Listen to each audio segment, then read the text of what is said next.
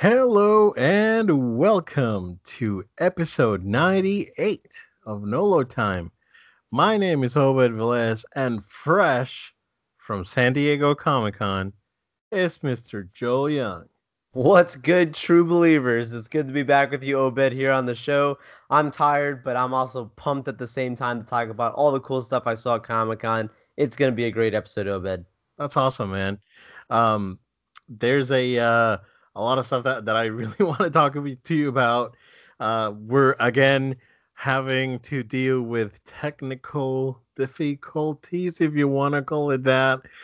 But hopefully it'll be okay. Joe, let's jump right into it, man, because I know that we're gonna be talking a lot about everything that happened over at Comic Con, which is a lot of stuff. But let's talk about The Lion King, man. Yeah, dude. I got to see that on Monday this week, right after the con. And, Obed, reviews on it weren't that great, but Obed, I had a fantastic time, dude. I felt emotional watching the Mufasa scene again, dude. I understand that the few changes that they did make, just to kind of make it, different for a live action, and even the musical scores and whatnot, right? Like just can't wait to be king. There's all these scenes are a lot more practical than they would be in the animation, where lions are jumping on top of the backs of of these Yeah, different animals and stuff like that. Obviously, wouldn't happen in real life to the same extent, so they made it a lot more practical, and I think I appreciate that. yeah. So we had the chance to go and watch it, Oh, and good. yeah. So we went, and my daughter went first time in the movie theater. She gets a 6 out of 10. So okay, so it wasn't a terrible experience. Um, I I mean it's The Lion King, and that's probably the best thing you can say about the movie because it's The Lion King. Um, uh, there was no, it was exactly what I was expecting, but at the same time, I can see where a lot of the criticisms coming from. Oh, Where definitely.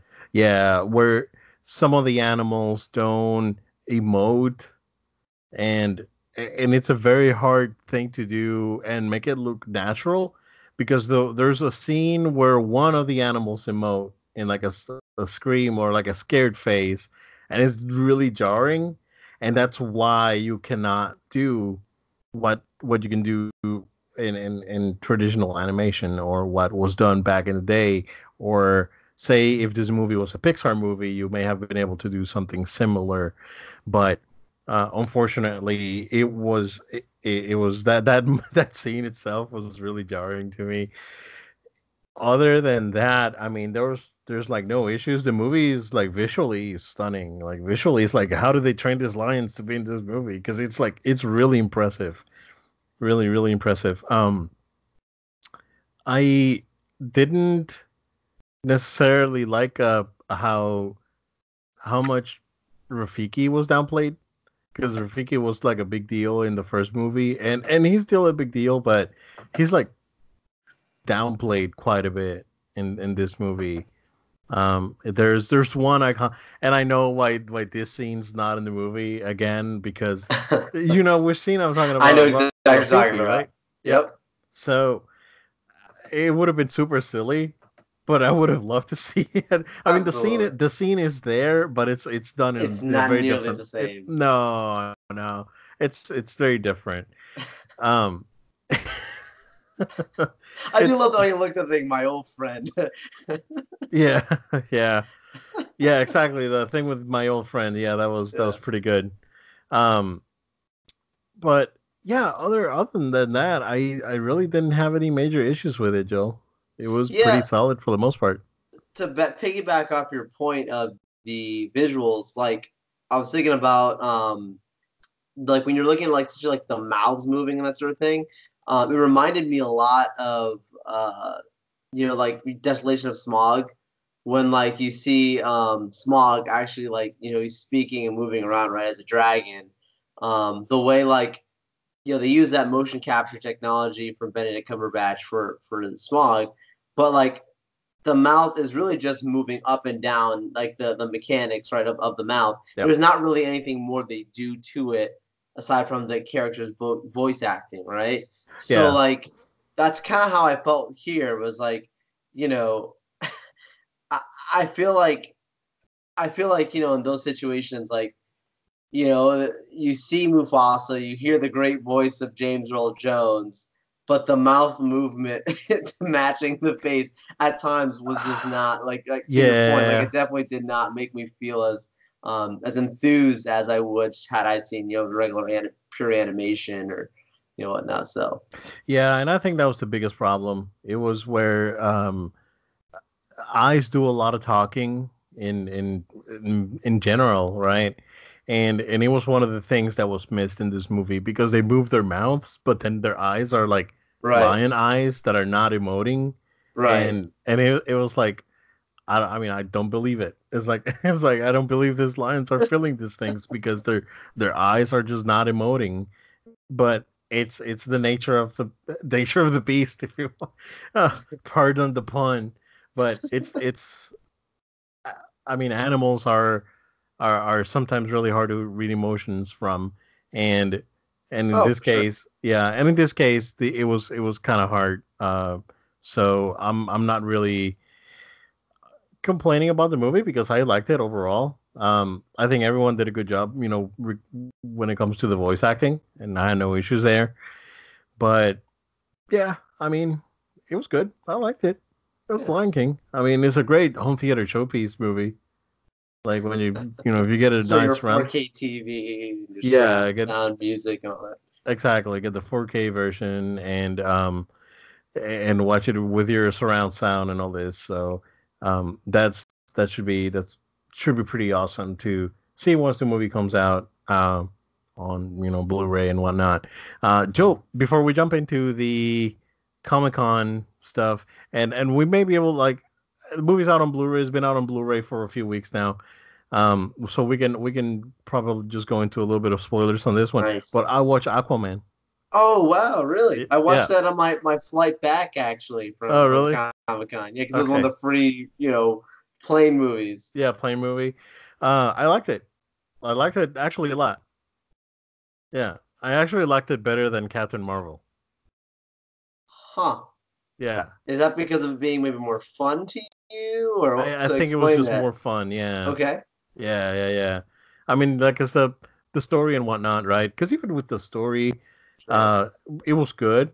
Um, but I think again, I'm a sucker for art design, and the art design on this movie was fantastic. Oh, absolutely. It Yeah. was really, really good.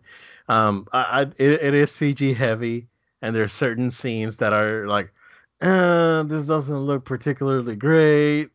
Again, going back to WB and their struggles with CG, but I mean, if you put those scenes aside, I think overall it's pretty good.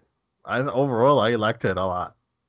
Uh, Interesting. I think everyone was pretty good.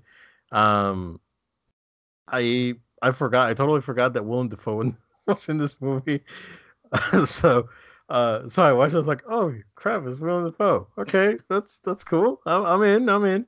So yeah, I mean, although his character his character here is a lot more subdued.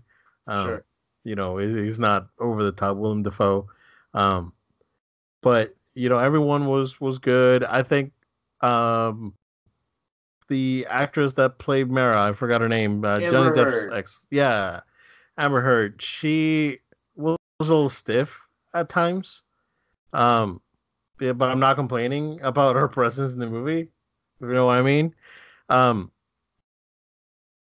I think that it was good, man. I'm going around and they did a lot. Like this movie had several villains, had a pretty cohesive story that actually flowed very well with the villains. The writing was good. I mean, it was like when they started talking about like the founder king and all this stuff. I was like, oh yeah, so this is what they're gonna, this is the MacGuffin that they're gonna be after. Yeah, and you know, it's like pretty obvious. It's like pretty cliche, a superhero, sort of romp, but it was enjoyable. I had no issues with it, like other than the CG in a few spots. Um, it was other than that, I really liked it.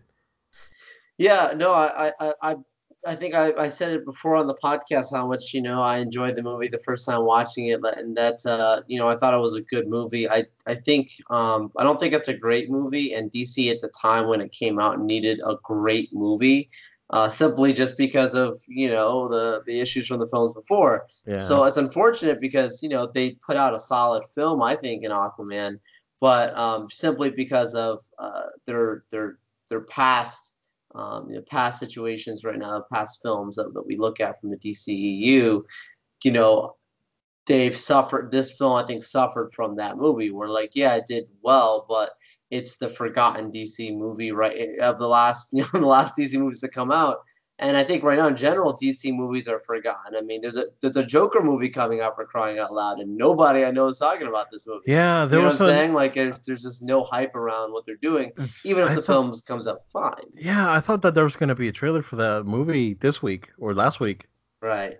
because that would have been the perfect opportunity to just go in and you know, pull a thing, have the trailer come out after the Marvel panel and just put it out there. Don't Yeah. say anything and put a new trailer out because I heard that there was going to be a new trailer coming out, but no one knows about it. Apparently, it's going to be like a trailer that goes more in depth onto what the movie is about. Uh, versus that first trailer, which I think it's probably the best trailer of the year so far. Um, I really want to see more about this movie, and this was a missed opportunity again on DC. There's posters out there because we went at the movie theater. Exactly. Yep. There's already media out there. Almost every Um, movie I've seen has had a Joker trailer attached to it, so really, there's definitely putting the marketing out there. yeah, which was really weird because during the Lion King, we just got a bunch of trailers for this bunch of movies that are like not good, that don't look particularly good, and yeah, it was interesting. Um, Yeah. Yeah, but yeah, man, we finally got the kid to go Good. to the movie theater. She behaved. It was good. So we're gonna try and do Frozen, Oh, nice. How and nice. and we'll go from there. Um, I'm not gonna I'm not gonna try and push that one too hard, like going to the movie theater with her too hard. Also, is it's expensive again. Oh, yeah. You're Whole paying for family. 3 people, plus popcorn, soda. It's a $50 experience at the end of the day for 3 people. That at the minimum, right? Because I picked the movies that were non 3D, plus popcorn soda, it was still, $50 or so. So, My goodness. if you're looking at doing like an IMAX thing or going all the way in, you're looking at $7,500 probably, which is why I wait for movies to come out on Blu-ray. Just watch it here, make my own popcorn, You can guess what? You can watch it again and again and I and can watch it again. again and again and again. Yeah, There you exactly. go. Yeah. Yeah. But yeah, man, Joe, let's go ahead and jump right in, man, because you had a heck of a week. Whew. You got San Diego pretty early on Wednesday, right? No, I Last got week. there actually. I got there on Tuesday actually, Okay. Tuesday night, and basically I had Wednesday morning to kind of adjust before I got into Wednesday night for preview night, and that was the first time I did preview night because last year I did not do preview night. I only did the 4 days. Day 1, 2, 3, 4, and preview night's not considered a full day; it's just a preview night. But totally worth doing. Highly recommend it for people because that's the one time you get to see the show floor and all of its greatness because they only sell a limited amount of the preview night tickets. So it's not like ridiculously crowded because that show floor, as big as it is, it feels very small just Yeah. because of how many things are stuffed into just everywhere and you're just trying to fit tons and tons of people into the show floor. So preview night's the best opportunity for that, and that's what I took advantage of, Obed. And yeah, cool stuff. You guys look on our Instagram account, especially I put out a cool bunch of gallery of some stuff from preview night that I saw on the floor, especially some really cool Donovan Mitchell partnership with Adidas and Marvel for these really cool sneakers kicks that came out. Man, that were just amazing, dude. That's cool. Yeah, there's some cool stuff there. Each booth, of course, the Sideshow Collectibles, really, really good stuff there. PlayStation had a really nice booth where they were giving out every single day PlayStation mystery boxes with some special stuff there. I wanted to get one of those things, but it was like $60. I didn't know what was inside. I was like, Yeah. this would be awesome just to have, but I ended up spending my money elsewhere, and I'll show you guys about that in a second. But yeah, Marvel's booth almost got shut down a few times by the fire department, dude, because there was so many people pushing their way into the Marvel stage area. Yeah. But the fire department almost said that that's it. Like, you can't have anything going on at your booth except for just like the signature autograph sessions when they have that, and that's it. So That's it crazy, got man. pretty tense. But you go to the DC booth, and it was like you could just walk right through it. There was like nobody there. I was like, oh god, this is bad. That's But I funny. still went to both anyways, of course. Yeah. But just saying that. Yeah. That's cool, man. That's cool. Yeah, I know you were hustling, man. You got there and you texted me, and then it's like, oh man, I just saw you whenever a live popped up, Yep, cause yep. cause you were all over the place, man. You were I, running around like crazy. I mean, it seemed like it was one of the bigger one. It was definitely bigger than last year, right? oh, absolutely. Cause you could tell the difference. Like you could tell what was going on there. Yeah.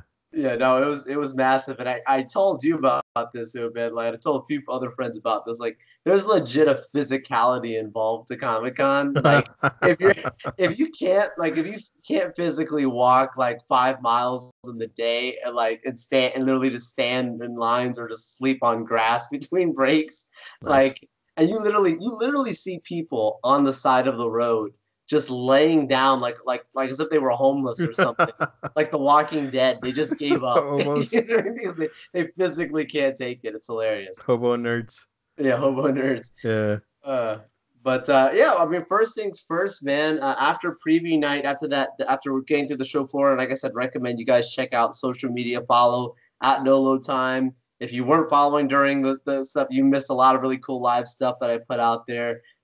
So go back and check out some of the pictures at No Load Time, Facebook, Twitter, Instagram. And after that, I jumped on a live really quick to show everybody that I was waiting in line for Hall H for the next day, for Thursday. You always got to do your next day lines for wristbands just to guarantee a seat in Hall H, because if not, you're just not going to get introduced. Stand by it. It's crazy. 6,000 seats, 6,000 wristbands given out to guarantee your seat. And if you don't get one of those 6,000 wristbands, you're one of the other 100 and 94,000 people that are just going to be swamping the Trying city to get outside in. trying Yeah. to get in. Your chances are slim. So, thankfully I was able to get a wristband that night. Reason being is I really wanted to get into the Marvel Games panel. But and I ended up getting into that. But the first thing was the Terminator Dark Fate experience. That was the very first Hall H presentation of Comic Con in general. That was not bad. No, it was a great thing actually to sit through.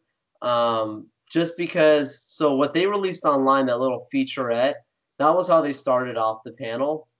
And then James Cameron came up on a video chat. He actually wasn't there. We were expecting him to be there, and he was basically apologizing to the fans. He's like, "Look, I'm not here because video chat behind him. He's like, I'm filming Avatar 2, 3, 4, and 5 or whatever he's working on." That's ridiculous. So he literally is filming it behind him, and he made a really good joke. He was like, "Well, I really was trying to find everything in my power to get here, but people complain about how much longer it's going to take to make an Avatar film, so I got to stay here and keep working on it." Uh, Man.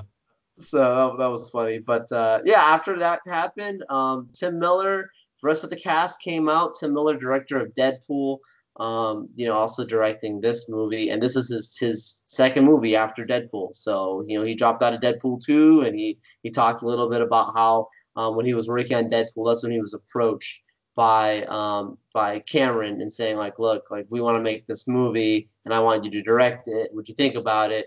And he said, "If I'm going to make this movie, I want to make sure that I can do after Terminator 2. It has to be up to percent like everything else doesn't exist, Yeah. and we have to have Linda Hamilton back."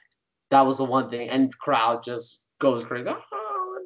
it was a big deal for her to come back, of course. And then James Cameron had to convince Linda Hamilton to come back, so that was a call that he made to her, and he listed out to her reasons why she should and should not come back.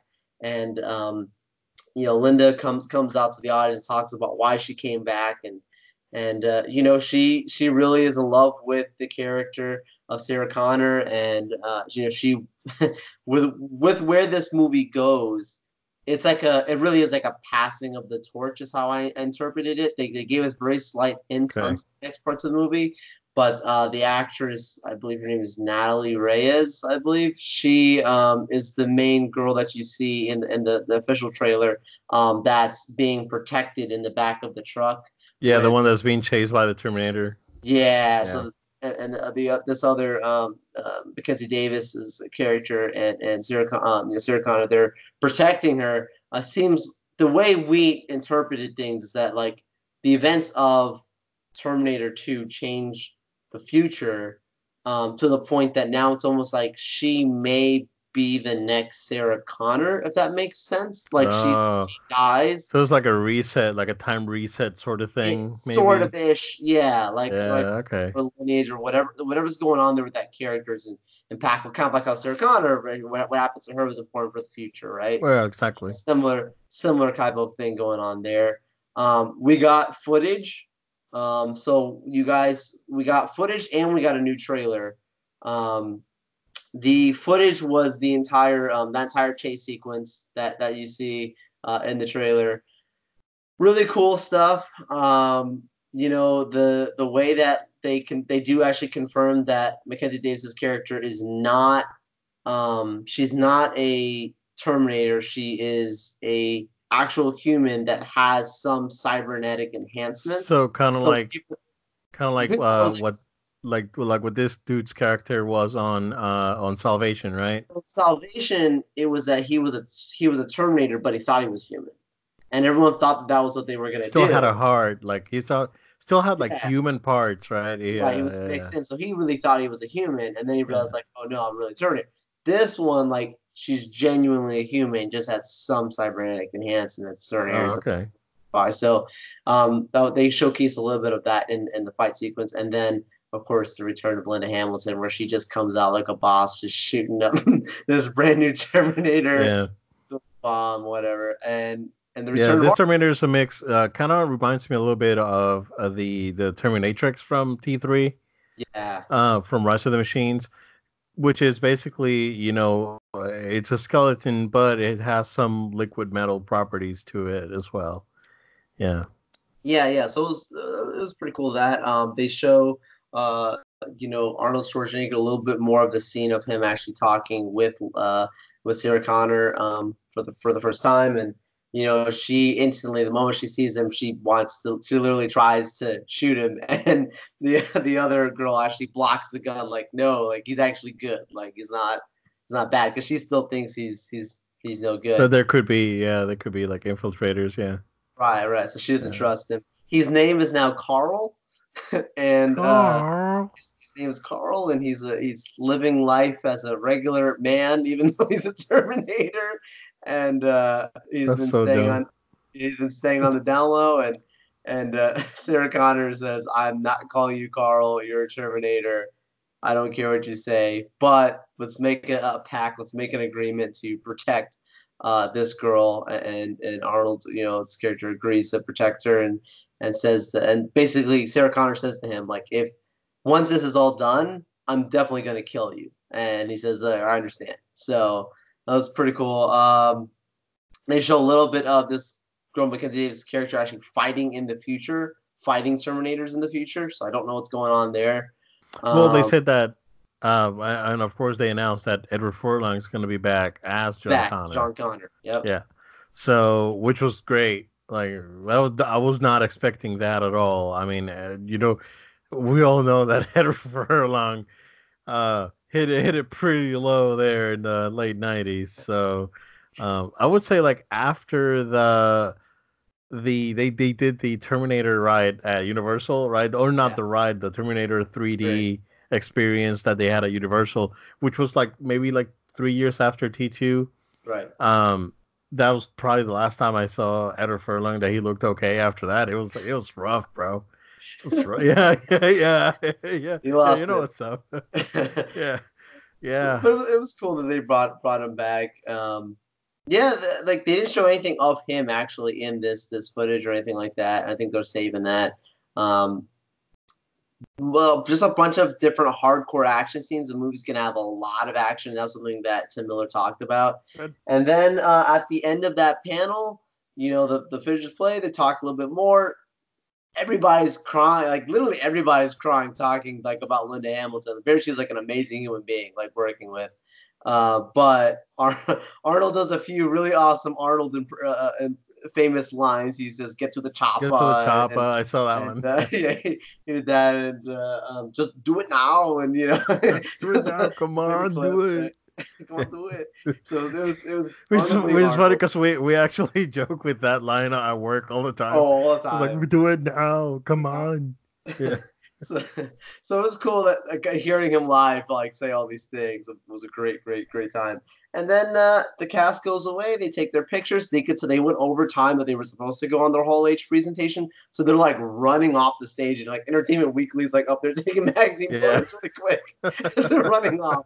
And then so if you realize like the pictures online are not good for that part, but then Tim Miller refuses to leave. He says, "Look, when Deadpool came out, the people chanted 'Roll it again,' the footage, and then the people started chanting 'Roll again, roll again, roll again.'"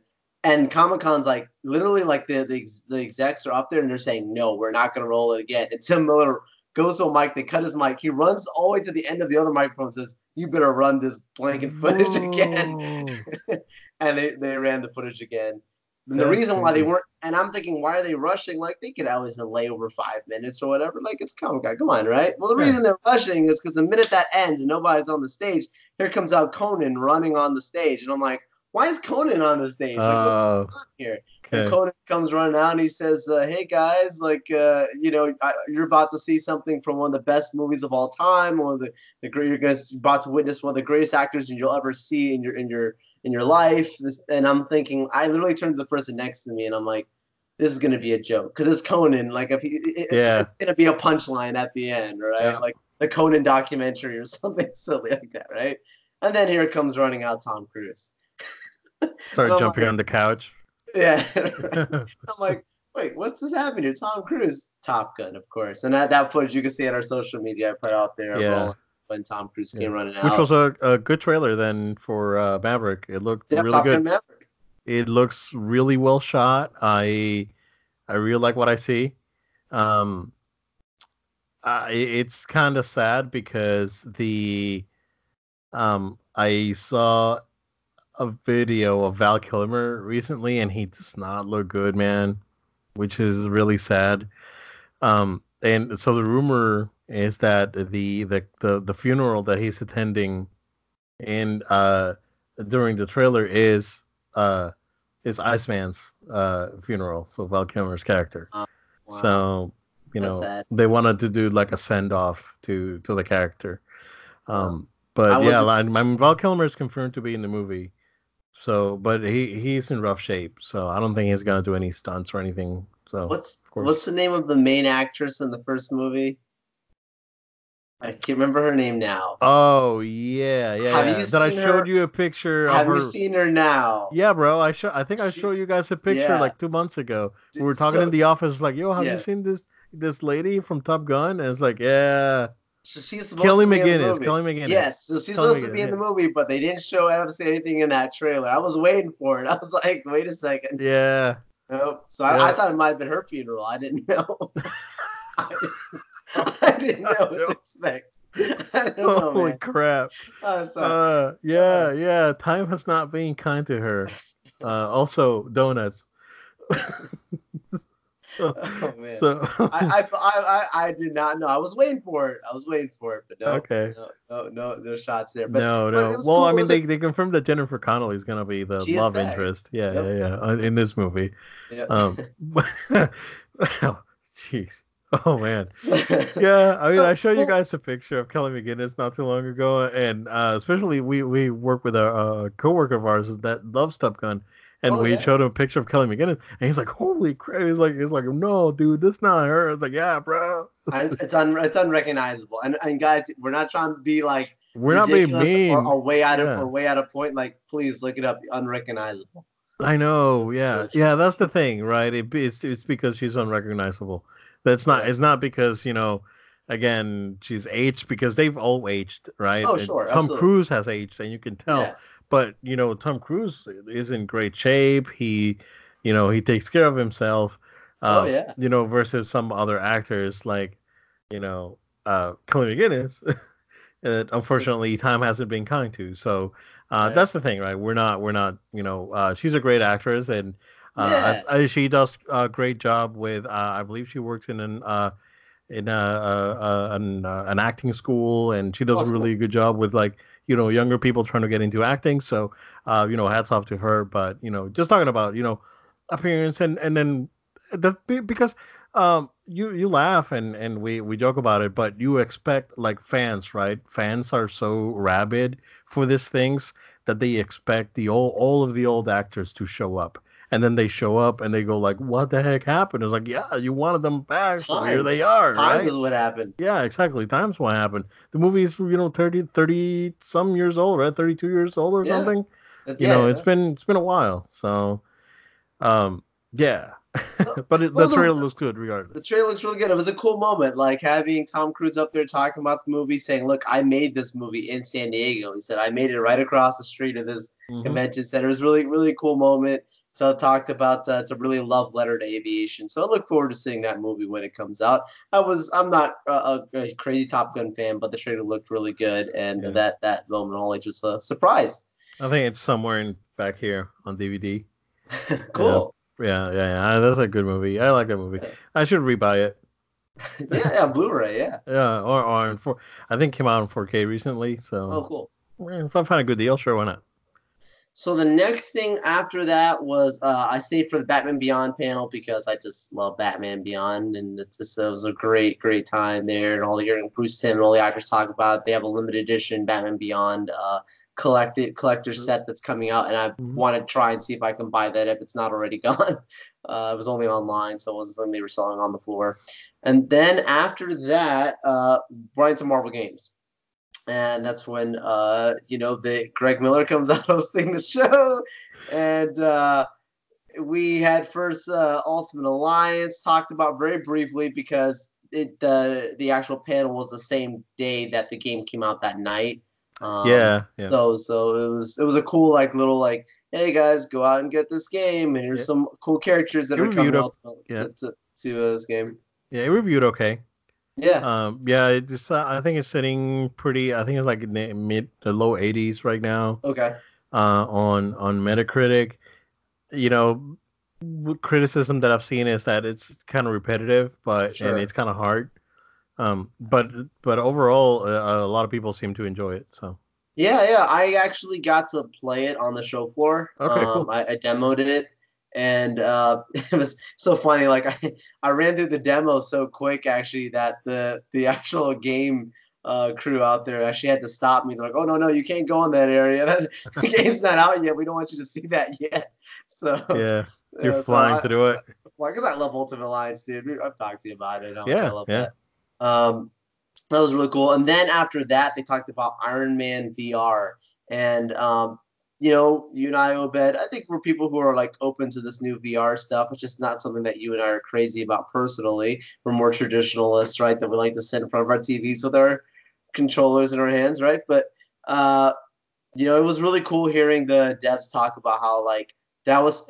They knew that Iron Man VR was gonna come out at some point. Like they knew that this was something that was gonna exist, and many studios and different people had asked to make this game, but Marvel would always say no, just because they knew if they wanted to do it, they wanted it to be done to a really high caliber. They because just anybody can make an Iron Man VR game, a flying game. They wanted it to be a really Iron Man experience, and yeah, it works. The game works just like as if you were Iron Man. Like you don't have to really teach someone that much of the mechanics for them to be able to actually play the game. Like if you want to use your repulsor, you literally just your hand up with the motion controller and fire your repulsor. If you want to fly, put your hands down to the side and fly. Like it works the way you would expect it to. And the reason I say all this is because I actually did get to demo this one too.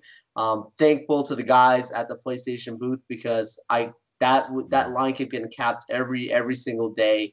Crazy thing. I could not get a reservation. Nice. Talked to one of the really awesome managers out there, and he was so kind enough. I told him about the podcast. Was kind enough to make sure to get me a slot so I could actually play the game. So thanks to those guys at PlayStation or Marvel that got me in there. Cool. It was a really, really good VR experience.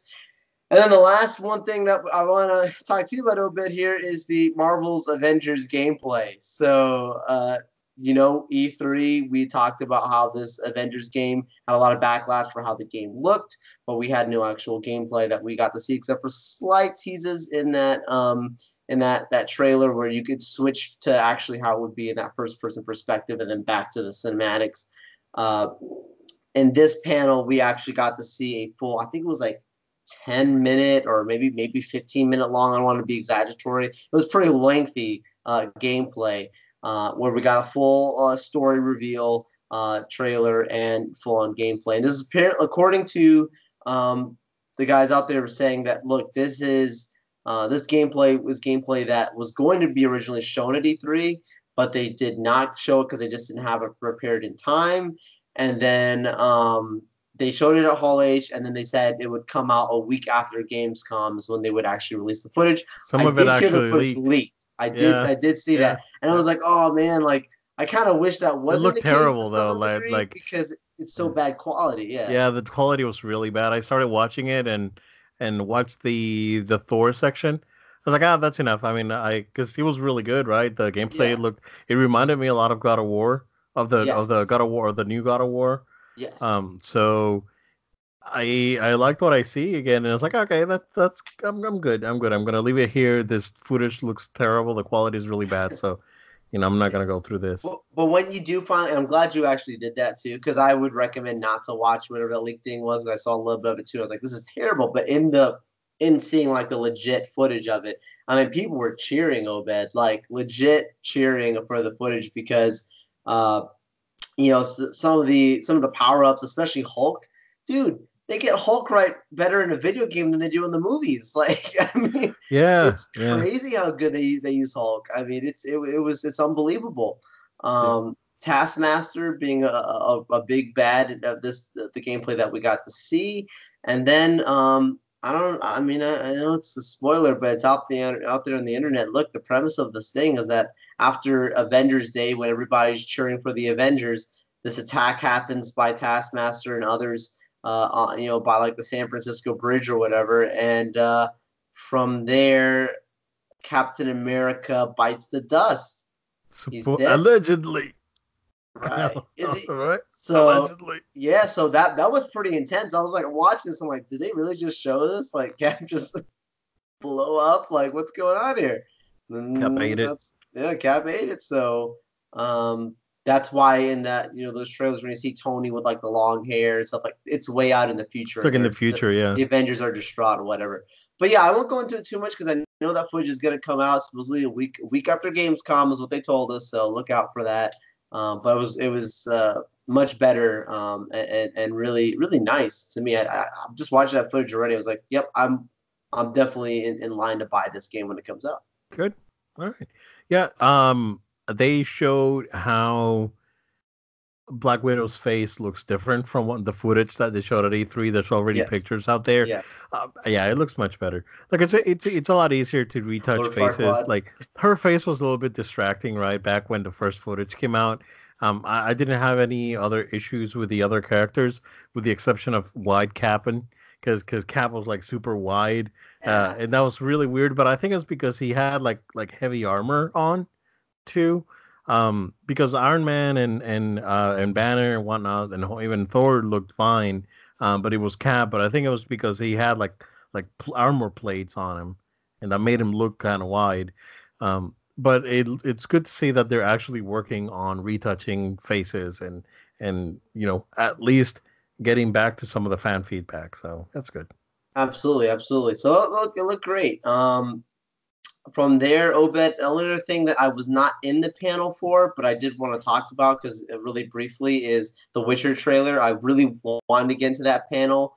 The reason I didn't get into that panel is simply because I did not have a Hall H wristband. This is what happens when you don't have wristbands. You wait and stand by, and you Yeah, don't get in because they capped lines or whatever.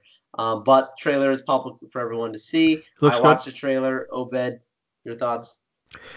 It looks really good. It's definitely looks like something that I would watch. Um, I like the art design. It looks good. Henry Cavill looks even buffer now than than when he looked like when he was Superman. And of course he's shaved, so he doesn't have the funky face from Justice League, of course, and or the mustache from Mission Impossible, which was an epic mustache, so it's fine. But it's this this series is supposed to be more based on the books versus the games. The games took some liberties when adapting the material. So this is supposed to be something closer to the books. You could definitely see some game influences here and there with some of the character designs, but overall looks great. I think that's going to be pretty good, and that's coming out late this year, right? Yeah, it comes out this year. I think it's like November or something like that. Okay. Yeah, look, I thought the trailer looked good too a bit. I was waiting to see a little bit more of the monsters. They kind of held back on that, which Yep. is fine. I'm sure we'll get another trailer as we get closer that will show some more. And that's something that, look, if you're not done with the CG, then keep working on it. We don't need to see something that doesn't look that good from now. What they did show us looked really good.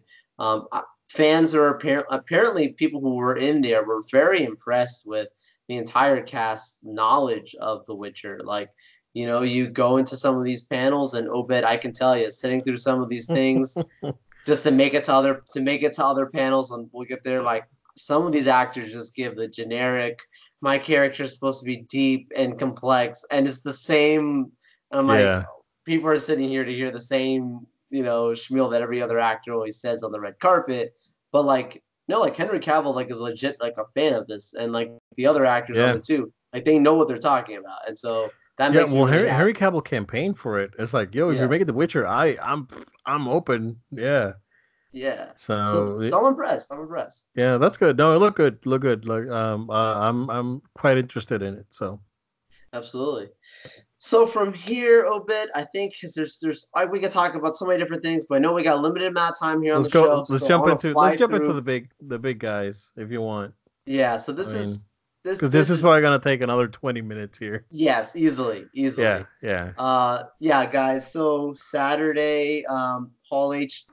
I want to take just like a minute here just to talk about like how much they Comic Con needs to adjust their Hall H lines when it comes to knowing that Marvel's going to be there for Saturday wristband distribution. Obed, I waited in line, alternating because I had people with me that some different friends and people that was great out there to help me out. Thankful to those that helped me out. Where I had to alternate in line, holding a spot for the Hall H wristband. I waited in line from just before 8 in the morning, 7:45 in the okay. morning on Friday for a wristband that was going to be given out at 8:45 at night for for for a Hall H wristband. It's like a This is the whole kind of day. the whole day. I mean, I'm talking people in the beating sun, just Oof. outside on hard concrete slabs, noisy, no water, That's whatever you crazy, buy, dude. just to get into Marvel Studios. And look, this is the stuff we did. I wanted to make sure I was in this thing, and I was like, you know what, whatever it takes. Yeah, yeah. Whatever so it takes. so like this, if you don't make it into this, you're gonna regret your entire trip and everything else to get in there. Yeah, yeah. With that That's be like going to Disney and not riding Parts of the Caribbean, right? exactly, yeah, Yeah, exactly, yeah, man. yeah. Like you'll regret it. So so I'm there. I'm like, you know what? I see you. There was people who were in line from apparently 4 in the morning, which is like crazy. For someone's gonna be given Uh, 8:45 at night. So like there was already like maybe 1,000, 2,000, maybe 2,000 people in front. So I said, okay, I'm gonna make it. They give when they give wristbands, they give them out in sections A, B, C, D, and it's separated in that exact order, and it's by a couple thousand each. So I was expecting to be in section B, which have been better seating in Hall H, closer to the front. So they have a rule of one person can at a time can hold a spot for up to 5 people with you, which makes sense. So that way people could take turns going to the bathroom, getting food, maybe going to another panel, take turns, whatever. But you still get to hold your spot. Yeah. So I'm holding the spot doing this thing, which where people are switching out, whatever. Comes to about I don't know 7 o'clock. I said, we're all got to be here, be ready for our wristband distribution. Obed, within the first half an hour of them announcing that they were going to be starting to giving out wristbands, where there was a few thousand, there was like maybe a couple thousand in front of me. Somehow it became like double, like it became almost like 4,000 people in front of me, dude. Wow. People who were supposed to holding spots for 1 to 5 people held spots for like 50 people. I'm not even joking, dude. It was a mess. It was the workers security did nothing. People were running up to the front of the line, cutting into the line just to get a wristband into the A section. So like, I don't even want to go too crazy into it, but like, it basically they should have got when I should have been section B. I ended up being one of the last 1,000 people to get a wristband in the whole. Wow. And I was there before 8 in the morning, and I was sweating that I wasn't going to make it into Marvel. Wow, man, that's crazy. It was chaos. Some of the actual staff were calling for security because they were afraid that a riot was going to start because like fans were really angry. Like they were getting antsy and we're out here in the beating sun, and people are cutting in line who haven't been here. They were about to ask some people to resign right on there on the spot. Yeah, like it's like, like we just held a spot and like this person shows up, me plus 100 friends just show up in front of me. It's like, what's going on? Dude, it's like being in line for Pirates of the Caribbean and suddenly 100 people just jump in front of you when you're 10 people away from starting. Oh, but that's they definitely need to address those issues. I mean, it's a security concern, right? And two, it's not fair. It's not fair. So you've been there all day.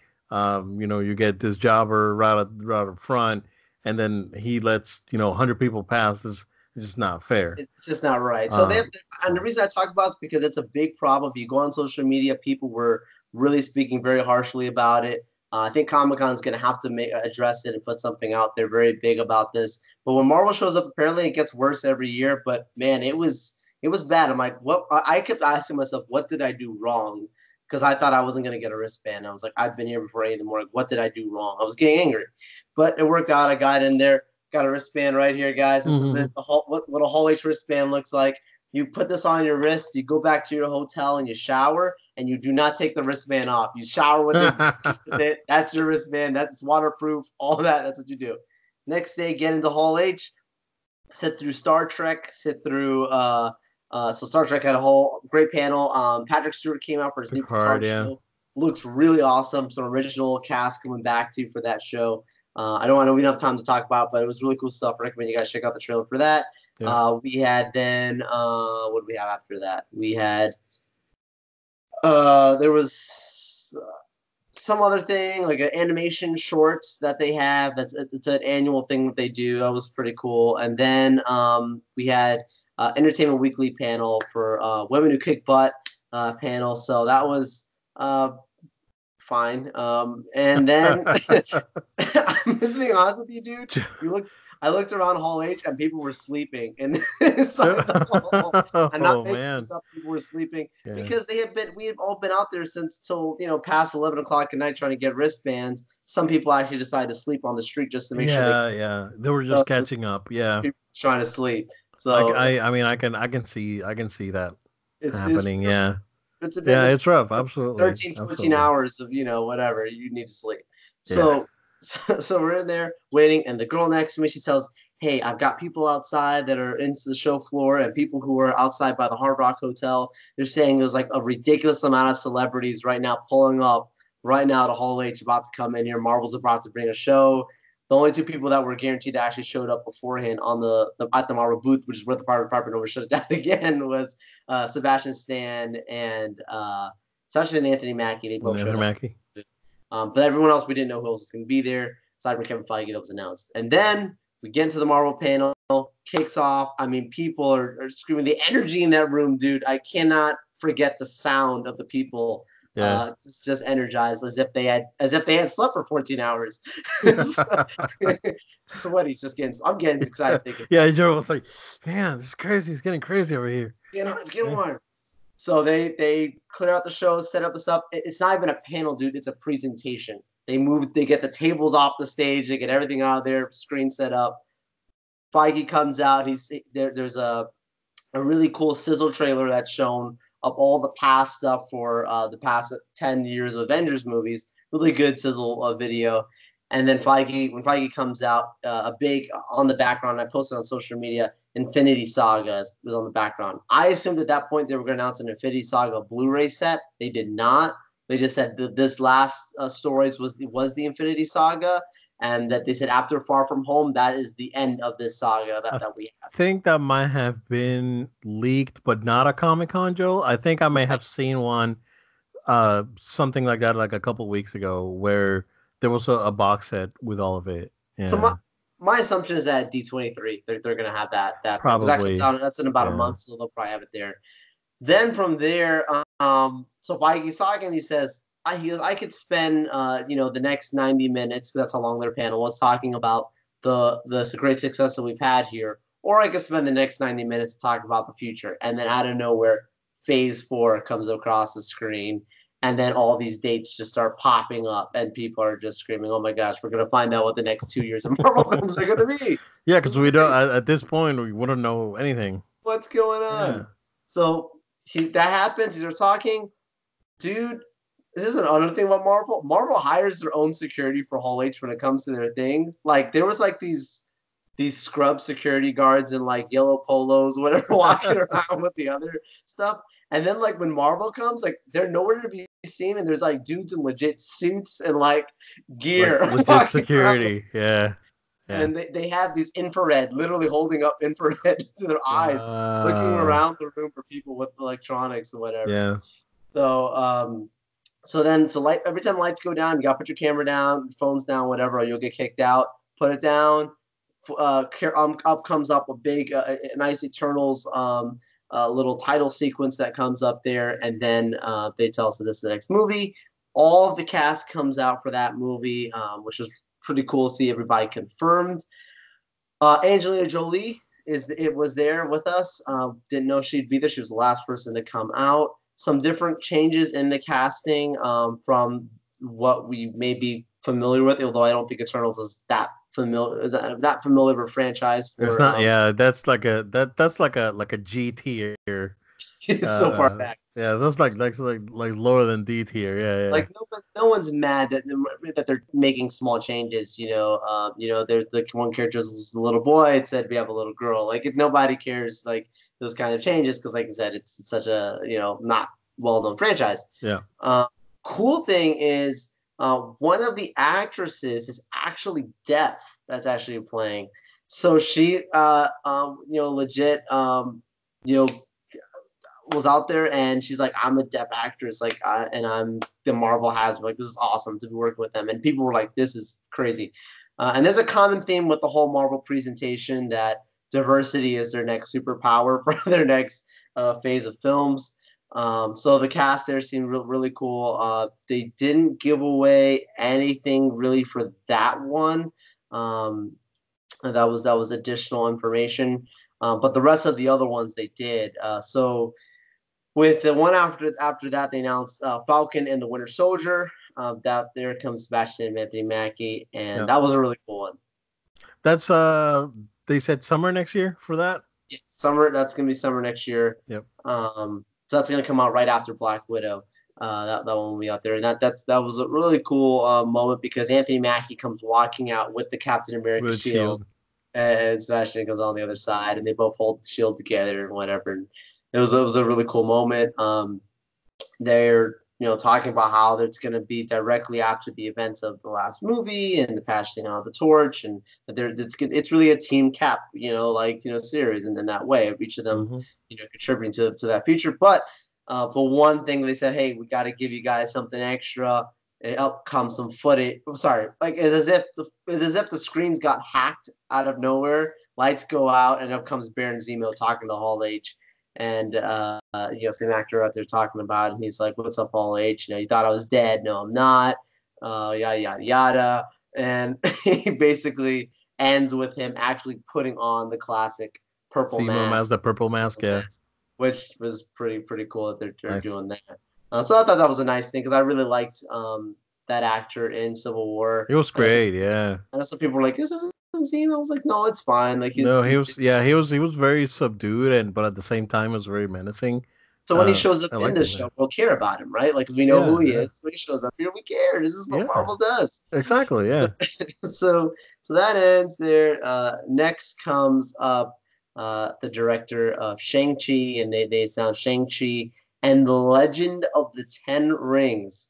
And Kevin Feige puts up on the screen different shots. He goes, "Look, the Ten Rings, these little sons of a guys," he calls them, have been here since the beginning. And he shows in every single movie 10 rings insignia, obviously with Iron Man 1, Ant-Man movie, Ant-Man character, he's a part of the 10 rings trying to bid for the Hank Pym particles. I mean, all these different parts of the 10 rings being throughout their movies. And, saying that, look, in All Hail the King, it was revealed that there was a real Mandarin. The Mandarin that was in Iron Man 3 was a fake, but there is a real one. I don't know if you ever saw All Hail the King, Obed, but it's a good short. I haven't but yeah. It's pretty good. So they then announced the actor that's going to be playing the Mandarin. Great choice. They also announced the actor that's also going to be playing Shang-Chi. Now, this actor was really cool because he actually campaigned for the role early on a few years ago and said, "Look, like I want to be Shang-Chi, like Marvel, let's talk," and tweeted out to them. And here we are in Hall H, in 2019, and he's announced a Shang-Chi, so it's cool. Anything is possible. He worked for it, and there was rumors, Obed, just before I left to get on the plane. I think it was on the Sunday before I left. Gosh, time was going by quick. They had rumored that Marvel's putting out different casting feelers for Shang-Chi, and that they had put out all the big agencies saying, look, we want an actor of Asian descent, and not just any Asian descent. They want specifically a Chinese actor. And they said they want, basically the rumors was they were trying to get it done right before Hall H. The actor that is playing Shang-Chi confirmed that. He said that, look, he goes, the one thing that was funny is that Marvel literally called me 2 days ago to get this deal done. Wow. And he just showed up. And Marvel has a tendency to do that. When Mark Ruffalo was announced as the Hulk back for the 2012 Avengers film, for when I think it was like the 2009 Hall H or whatever. Yeah, because that was very last minute too. Yeah, it was like the night before the dude signed a contract, and like that night he got on a plane to get to San Diego for Comic-Con just to be on the stage with all the Avengers. So Marvel does that stuff as quick as they can. So it was a cool moment.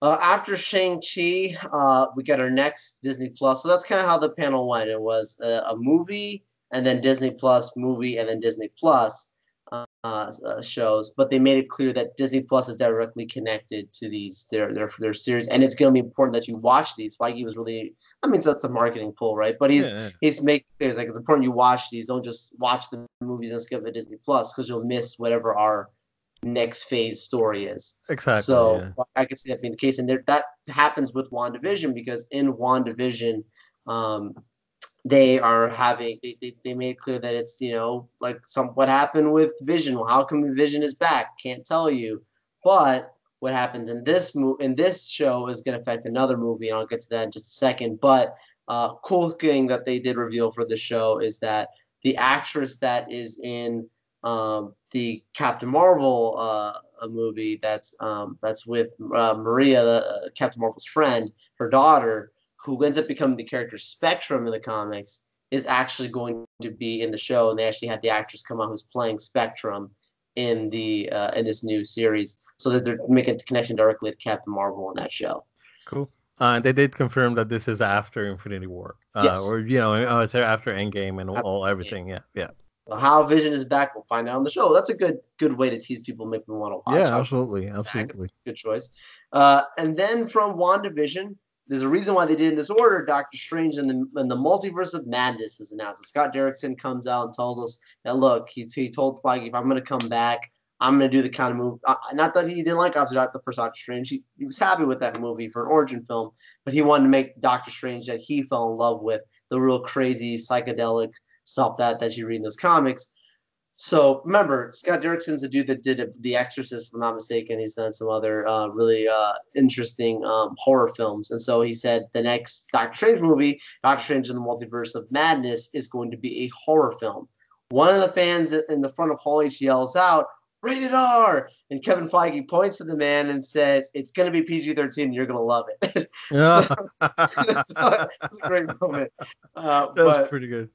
There won't be an R-rated movie. That was already confirmed in Hall H, but it is going to be. I mean, maybe Blade, but we'll talk about that later. Yeah, I think maybe, yeah. But yeah, so that's PG-13 horror film, and then they said, look, if we're going to go into the multiverse, if this is going to really take our this to the next level, and Benedict Cumberbatch comes on the stage, and then right behind him is Elizabeth Olsen. Scarlet Witch will be in the movie as well for Doctor Strange, because they said that means that's connected to so that means that's connected to WandaVision somehow. So. And Feige said that. He said that what the events of WandaVision goes directly into the events of Multiverse of Madness, and many have speculated. Look, we're not saying that this is the next phase, but this could be the next team up movie that they're going for. House of M. If it's the Multiverse of Madness that we're going into here, and an alternate reality, and you've got Scarlet Witch in the forefront here, and they're teasing some mutants and teasing the stuff that's going on again there. Yep. Maybe House of M is going to be the next team up movie, not necessarily an Avengers movie, but team up movie. I would love to see that, man. But at this point, right? You need to recast Magneto again. They're recasting all of everybody. Yeah, which is fine, right? But I'm hoping that they do find the right Magneto, because in my opinion, right, as much as I really like Ian McKellen, he wasn't the right Magneto. As much as I like Fassbender, he was good as 60s Magneto, and then kind of like lost his way after that. I mean, he was good on Days of Future Past too, right? So he was fine there. But then after that, like in Apocalypse, it's like nonsensical stuff that happened to him or whatever. It's kind of dumb. And again, I haven't watched Phoenix, so I don't know. But yeah, at this point, if you nail Magneto, right, with Elizabeth Olsen, and if they bring someone new as Quicksilver, or bring Kick-Ass back as Quicksilver, I think they would. It's like, oh my goodness, you're alive in a different dimension. Yeah, right, multiverse. Yeah, so that'd pretty cool. Yeah. People have speculated. Does that mean Tobey Maguire could be in the multiverse movie? So maybe. So someone was saying that the third Spider-Man movie, they're actually gonna attempt and do a live-action Spider-Verse sort of thing. Yeah, and that would be crazy. So Amy Pascal apparently commented on that, she would love to bring all three Spider-Man in one movie, because they can do that now with the multiverse. And Venom too. There was something recent about them wanting to bring Venom to MCU, which fine. Of course, why not? Yeah, sure. Yeah. So cool. I think Doctor Strange and a Multiverse of Madness, that was to me one of the most I was just expecting another Doctor Strange announcement, but that was the one that intrigued me the most. Yeah. I think Shang-Chi got me the most excited, actually, just because of the 10 rings and it being something very different for Marvel to do. I think that movie could be like how Black Panther really took the world. I think Shang-Chi could be one of those movies too. Yeah. But Doctor Strange and Multiverse of Madness was my most whoa, this could be big for the Marvel Universe. Yep. After that, Loki. They announced Loki. Tom Hiddleston comes out there, and they show the clip from Endgame where he picks up the Cosmic Cube, and they're what I told you. What did I tell you, man? What did I tell you? He's alive. He's alive. He's not dead. They confirm that there's many things that changed the course of things after the Endgame, and this is one of them. So this is not going to be a prequel Loki movie that people were talking about, or prequel series, or there's not going to be some in-between filler. No, this which is is going to be interesting a because future Loki. yeah, which is interesting because he's being back to being a more sort of villainous Loki Yeah, because he, you know, by this time he hasn't had like his sort of change of heart that he had at the end of, you know, the Ragnarok yeah, well, right now not only Ragnarok, yeah, Ragnarok for sure, right, going into and Infinity the War. beginning of Infinity War, but at the end of Dark World where you know he helps Jane and Thor get away and whatnot, and he quote unquote sacrifices himself. But yeah, yeah, I'm interested to see how they're gonna play him out and against who who else is gonna be involved um in that series, which I think there may be clues in the logo for the series because if it's a very unique logo, it's like four different fonts with four different colors that's being used. Yes. So yeah, It actually it changed multiple different the title sequence. It changed all kinds of different fonts. I was like, well, what is going on here with Loki? So I think it was cool. What If confirmed animated series is also coming. This is just a cool thing for the Disney Plus where like they're gonna have they confirmed the majority of the original cast of actors from the live action movies are all gonna be back in the What If series, to do the voices of their characters. And it's animation, so it's a lot easier for you to say, what happens if Peggy Carter was Captain America? That was one of the pictures that was actually shown, like if she actually got like the serum instead, or what happens if like Uncle Ben never died, or like this different. So it's gonna be a really cool series, and the big thing is this actor from Westworld. I can't remember his name now. I actually sat through the Westworld panel to get to the Marvel panel. yeah. But this guy is out. He's going to be playing the uh, the Watcher. The Watcher. Okay. So it's going to be. It almost seems like the Watcher is going to be basically telling the stories of What If and these all other things he sees. It was going to be cool. For an Did you animated see thing, that it's gonna there's be fun. a there was something that I heard this week that there's a I think it's Guardians where the Stanley talks He's to the in Guardians Watchers 2. is in Guardians 2, He's right? Guardians 2. So I heard that there if you when you look at the credits, uh Stanley is credited as one of the Watchers, Yes. not as Stan Lee. So No. I No. learned about that this week. Yes. So then Yes. the speculation is that Stan Lee He's always been the Watcher. has always been He's been watching in all the all of movies. the entire universe. Yeah, Yeah. yeah. And it makes sense. I mean, So if you, yeah, absolutely. So I learned that this weekend. And I was like, oh, that's pretty cool. I didn't know about yeah. that. So that's neat. Yeah. No, it's Yeah. pretty. Yeah, it's a good thing. So, after the What If, this is the one that was a obscure announcement. That, to be honest, there wasn't the usual energy in the room. It was people were definitely like happy or whatever, but it was more of like scratching their head, like I don't know what this entirely means. And that's Thor: Love and Thunder. So Taiki Waititi comes out, talks about they're doing Thor 4, brings out Chris Helmsworth, Tessa Thompson, makes it clear that that they're gonna go right after the last events of Endgame and see where this character goes. No real direction on what's going on with Chris Hemsworth Thor. Chris Hemsworth makes a joke about you'll find Thor playing video games and visiting 7-Eleven, and I was like, this is the problem that I have with the Endgame movie. Like, there's no real direction for this character. So that's Now, like literally all I talked about. I'm like, all right, cool. Chris Hemsworth's it's I heard he's taking a break. So this is why this movie's coming out later on. Because I think he's taking a year off to spend time with his family. Right. So and again, it would be ideal to pass the hammer as they sort of did.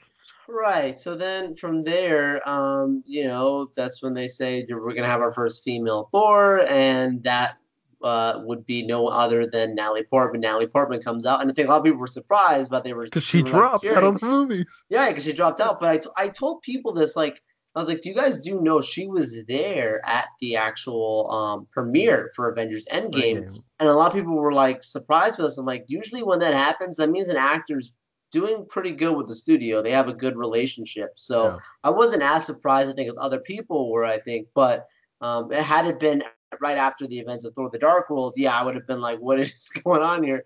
But Yeah. she comes out. They literally hand her the Hammer Mjolnir. She puts it up in the air. She's Thor. I'm curious if they're going to adapt that same storyline from the comics. I don't know how familiar you are with it, Obit, but Possibly, yeah. Jane A little bit. Foster has cancer, so is she going to have cancer in the movie? I don't know. I don't Maybe. know, man. Yeah, that's Maybe like how, she yeah, basically gets cured. Yeah. Burbee and all this. Yeah, I don't know, man. Like, well, we shall see. There's a lot of question marks. There wasn't a very clear direction on what this movie's going to be about, except that it's going to be the rise of the female Thor.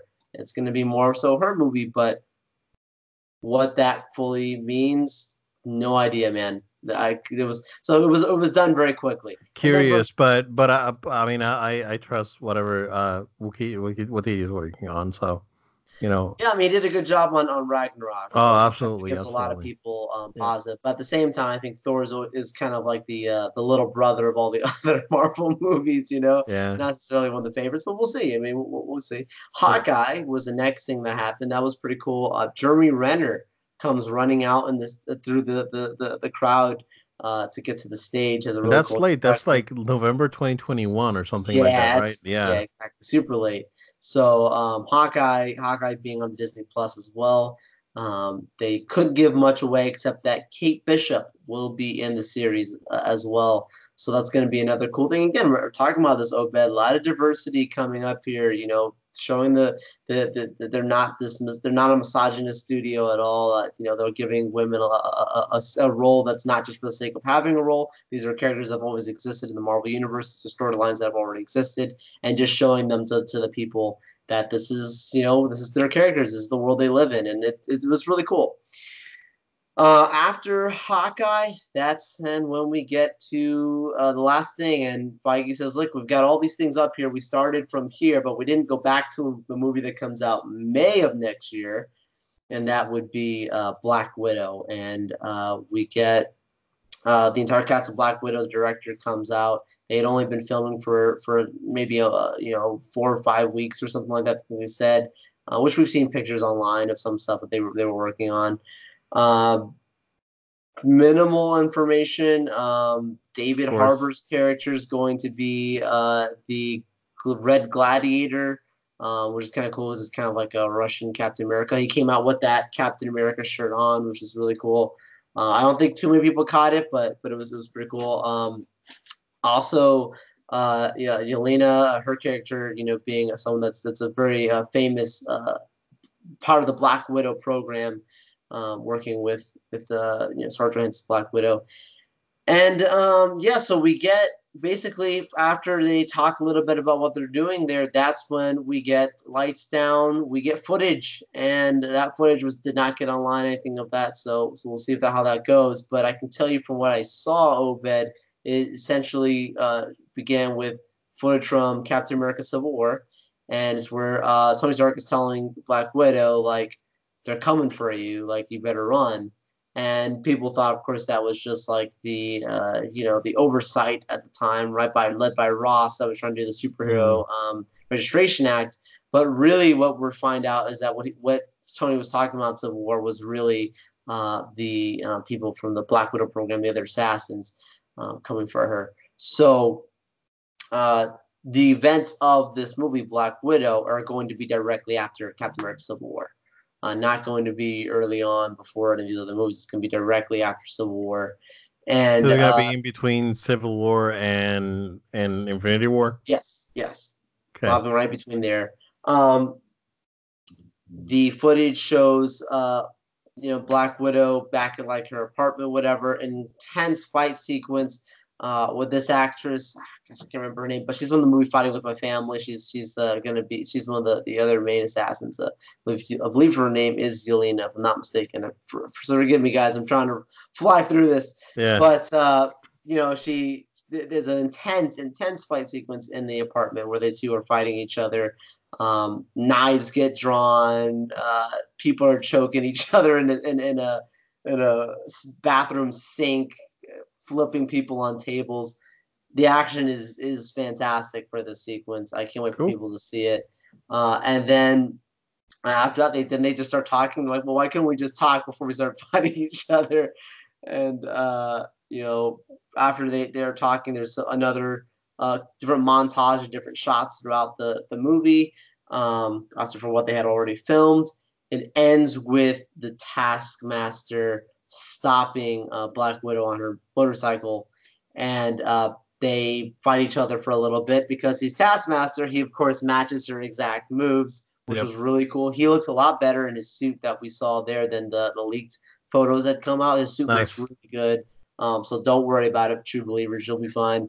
And then, from there, that's when, lights come back up. Hey, guys, glad you enjoyed this footage. We're all screaming excited. Out comes the Black Widow cast again, and all the other cast, every single star. I mean, Tom Hiddleston, Jeremy Renner, Angelina Jolie.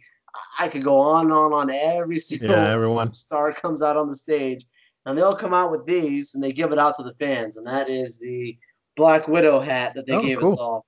So, it has the Black Widow logo on it, and it says Marvel Studios on the back. But Marvel Studios 2020, it says on the back. Nice. So they said we have 7,000 hats. They run down the stage like Ellen at the Oscars, handing everybody these hats. Yeah. And after we all put the hats on, then they say, look, we've got another thing that we're working on here.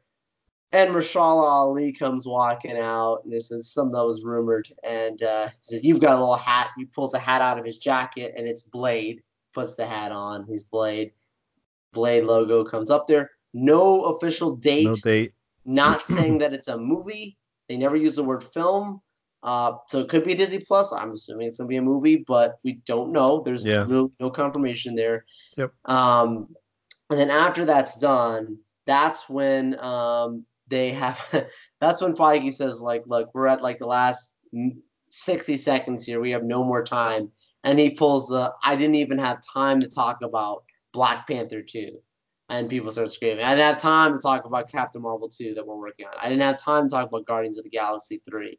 I didn't have time to talk about the Fantastic Four. And people, oh my gosh. Yeah. Yeah, we're working on a Fantastic Four movie. It's coming. And then he says, I didn't have time to talk about mutants and the Mutants movie we're doing. And so I'm assuming that movie might be New called Mutants coming out this October. So that's the thing. We thought that. I'm like, I think the movie's going to be called just that, Mutants. I wouldn't be surprised. And that would be pretty cool. Yeah, if you're just saying Eternals, you could just call it just Mutants, right? Like just by their kind. Just start it with that, and then branch off into the X-Men and other things. Yeah. Right. That's awesome, man. That's it, dude. Yeah. Man, a lot of info.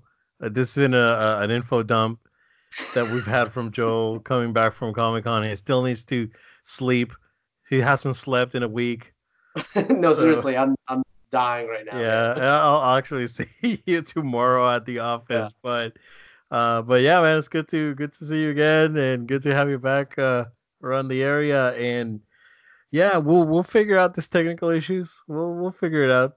Sure. So we've been struggling a little bit the last couple episodes, just trying to adjust ourselves to new tech. But we apologize about that, guys. But just please be patient. Please be excited, because episode 100 is coming. So it is. It's coming, the big one. Yeah. So, yeah, Joel. I mean, of course I don't have anything else, but I have a bunch of stuff that I want to talk about, but we'll talk about it next week.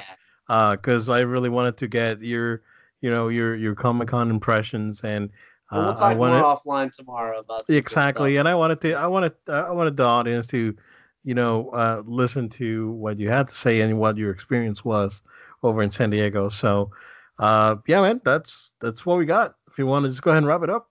Absolutely, guys. Thank you so much for following us. Thank you so much for seeing all of our social, our social media posts that we put out at No Load Time for all the stuff we did at Comic-Con. I was happy to cover it.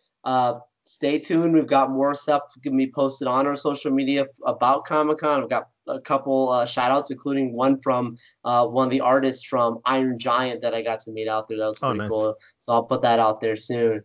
But yeah, also Obed, just really quickly, it's cool. No Load Time, we get to cover some cool stuff being at Comic-Con. I actually got exclusive access to a preview of the Star Wars Galaxy's Edge. So I will be going to one of the previews for that. So when that happens, I'll be posting a lot of stuff too on No Load Time. So it's another reason. Keep following us for some cool stuff. We don't just post the usual. at No Load Time, Facebook, Twitter, Instagram, Twitch. Also, if you guys have any feedback, send emails to noloadtime@gmail.com. That's noloadtime@gmail.com. And of course, the most important thing you can do is subscribe to our show. So make sure you follow us on iTunes, Google Play, SoundCloud, Spotify. We're on all that good stuff. So make sure you subscribe to the show. Also, you can subscribe to our video version and maybe see some of the cool stuff. I'm holding up the Black Widow hat. You can see all that on our YouTube channel. So subscribe to our YouTube channel as well. Guys, thank you so much. And again, we look forward to seeing you on our next episode, Road to 100. Thank you again, and we'll see you next week.